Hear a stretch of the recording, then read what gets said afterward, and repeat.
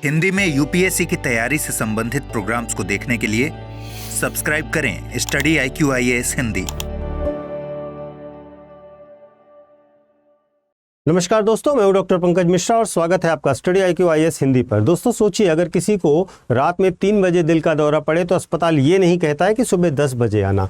अगर आधी रात में किसी के घर में आग लगे तो fire brigade next working day का वेट नहीं करती है। लेकिन पिछले 75 सालों से हमारी जिंदगी और हमारी आज़ादी के सबसे बड़े रक्षक यानी कि जुडिशरी, हमारी न्यायपालिका एक 10 से 4 के ऑफिस शेड्यूल पे क्यों चल रही है?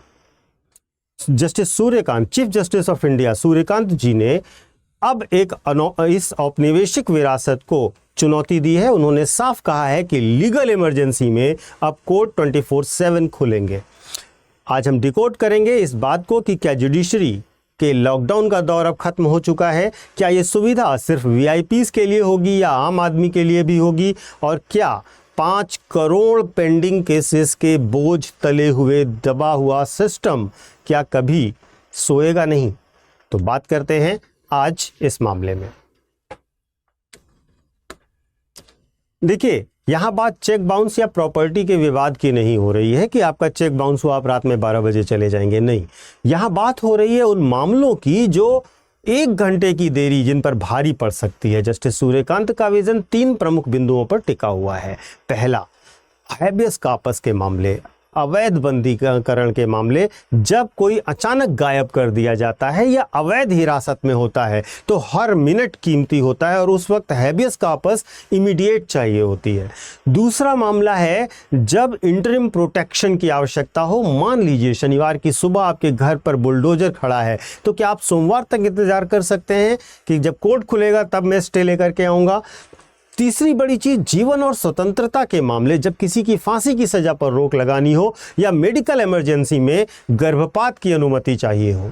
तो महत्वपूर्ण यह है कि इस तरह के मामलों में हमें कोर्ट की तुरंत सहायता की आवश्यकता होती है। और पहली बार ऐसा हो रहा है जब न्यायपालिका खुद को एक सरकारी संस्थान से बदलकर एक अपरिहार्य सेवा के तौर पर देख रही है। यह कोर्ट की टाइमिंग से ज्यादा नागरिकों के अधिकारों को प्राथमिकता देने की शुरुआत का मामला है। CJI का यह जो बयान है, यह बयान केवल भावनात्मक नहीं है, यह संवैधानिक नैतिकता की जीत है, कॉन्स्टिट्यूशनल मोरालिटी की जीत है। आर्टिकल 21 की बात अगर आप करिए तो आर्टिकल 21 आपको right to life and liberty देता है। जीने का अधिकार केवल सांस लेना नहीं होता है, बल्कि हर समय कानून के संरक्षण का अधिकार भी इसमें इंक्लूडेड होता है। इसी प्रकार अनुच्छेद 32, जहां पर सुप्रीम कोर्ट को आपके राइट्स का गार्जियन बनाया गया है। अगर मरहम तब न मिले जब घाव लगा हुआ है तो इलाज का क्या मतलब रह जाएगा? Justice delayed is justice denied अब सिर्फ एक मुहावरा नहीं रह जाएगा, यह एक एक्शन प्लान के तौर पर दिखाई देगा इस एक निर्णय से। तीसरी बड़ी बात यह है कि इतिहास गवाह है कि आधी रात को अदालतें अब तक लगी हैं। ऐसा नहीं है कि कभी नहीं लगी हैं, लेकिन वो सिर्फ खास लोगों के लिए लगी हैं। लेकिन इस नए विजन का लक्ष्य लोकतंत्र, जो इमरजेंसी सिचुएशन है, उसके लोकतांत्रिकरण का है। किसी व्यक्ति पर अगर आपात स्थिति आ रही है तो कोर्ट वो पहुंच सके, यह एक बहुत महत्वपूर्ण है। सवाल ये है कि क्या एक दिहाड़ी मजदूर भी 2 बजे रात को वही एक्सेस पा सकता है जो एक अरबपति पा सकता है, जो एक ऐसा केस पा सकता है जो मीडिया की लाइमलाइट्स में हो? इसलिए यह चेंज ऑफ माइंड और यह डिसीजन बहुत महत्वपूर्ण और माइलस्टोन बात हो जाती है हमारे पूरे सिस्टम के लिए। अब देखना यह है कि क्या यह विजन हकीकत से जब टकराएगा, जमीन पर आएगा, तो क्या ऐसे ही लागू होगा या बिखर जाएगा? देखिए, डेटा को देखेंगे तो आप ज़्यादा बेहतर समझ पाएंगे। देखिए, भारत में 30% सीट्स जजेस की खाली हैं, न्यायिक पद अभी तक खाली हैं। 5 करोड़ से ज़्यादा पेंडिंग केसेस हैं, पहाड़ खड़ा हुआ है पेंडिंग केसेस का जजेस के सामने। क्या पहले से थके हुए जज डबल शिफ्ट में काम कर पाएंगे? डिजिटल डिवाइड की अगर हम बात करें तो क्या बिहार या उड़ीसा के किसी गांव का वकील रात में वर्चुअल कोर्ट से जुड़ सकता है क्या? क्रिटिकल पॉइंट यह है यहाँ कि अगर हमने जजों की संख्या नहीं बढ़ाई तो 24/7 24/7 कोर्ट का मतलब होगा जुडिशियल बर्नआउट। हमें डॉक्टरों की तरह जजों की रोटेशन ड्यूटी बनानी पड़ेगी, समर्पित इमरजेंसी बेंचेस बनानी पड़ेंगी और पूरा एक नया इंफ्रास्ट्रक्चर डेवलप करना पड़ेगा। लेकिन महत्वपूर्ण यह है कि यहाँ इतना निराशावादी नहीं है मामला। क्या वास्तव में दुनिया ने ऐसा नहीं किया? दुनिया में ऐसा होता है। जैसे अगर हम यूके की बात करें, ब्रिटेन की बात करें, वहाँ पर ड्यूटी जजेस होते हैं जो कि आपातकालीन मामलों में ये सुनवाई करते हैं।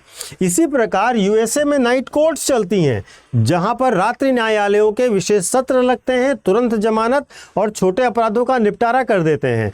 भारत में भी एक हाइब्रिड मॉडल है जहाँ पर ई कोर्ट्स हैं और डिजिटल प्लेटफॉर्म्स के साथ हाइब्रिड दृष्टिकोण है।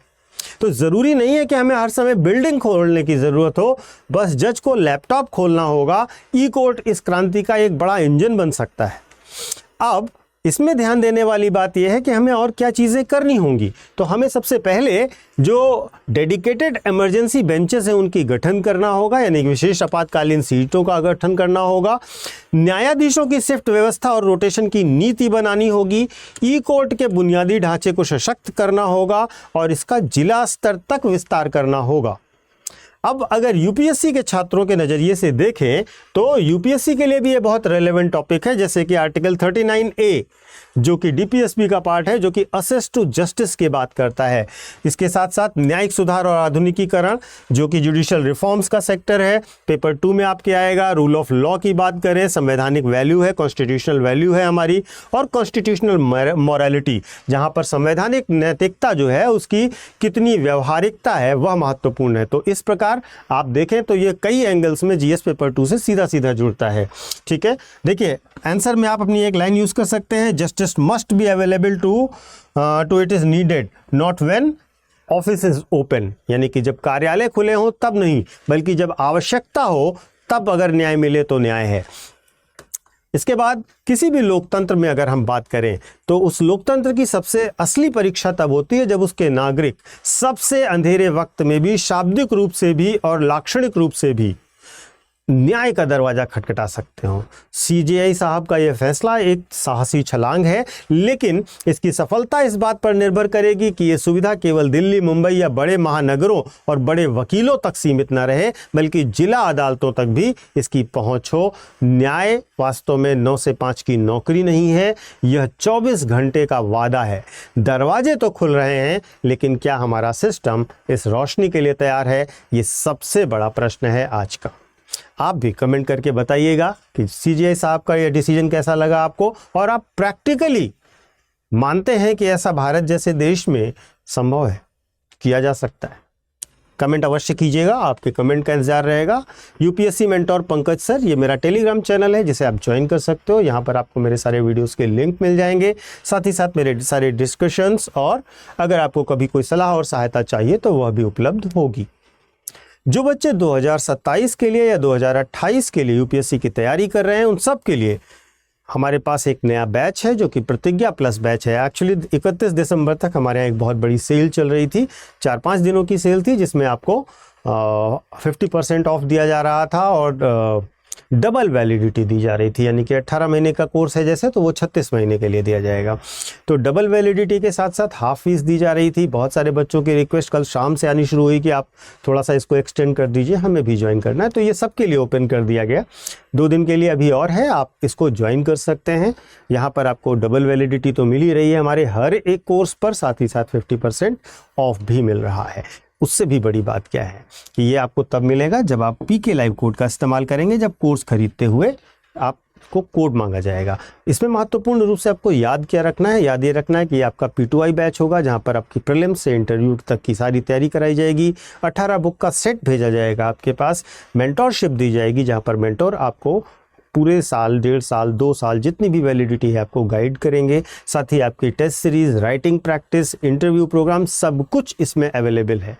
सब कुछ इसी बैच में मिलेगा। बैच की डिटेल्स आपको डिस्क्रिप्शन बॉक्स में दिए गए लिंक पर मिल जाएंगे, जहां पर जाकर के आप क्लिक करके इसकी डिटेल्स को देख सकते हैं। हमारे ऐप या वेबसाइट पर विजिट कर सकते हैं, जहां पर भी आप इसकी डिटेल पा सकते हैं। तो देर मत कीजिए, 9 वर्ष में, नए साल में, नए दृढ़ संकल्प के साथ अपने लक्ष्य को समर्पित होते हुए प्रतिज्ञा प्लस के साथ जुड़िए और अपनी पूरी तैयारी लगन के साथ कीजिए। Thank you so much. Hindi में यूपीएससी की तैयारी से संबंधित प्रोग्राम्स को देखने के लिए सब्सक्राइब करें स्टडी IQ IAS हिंदी।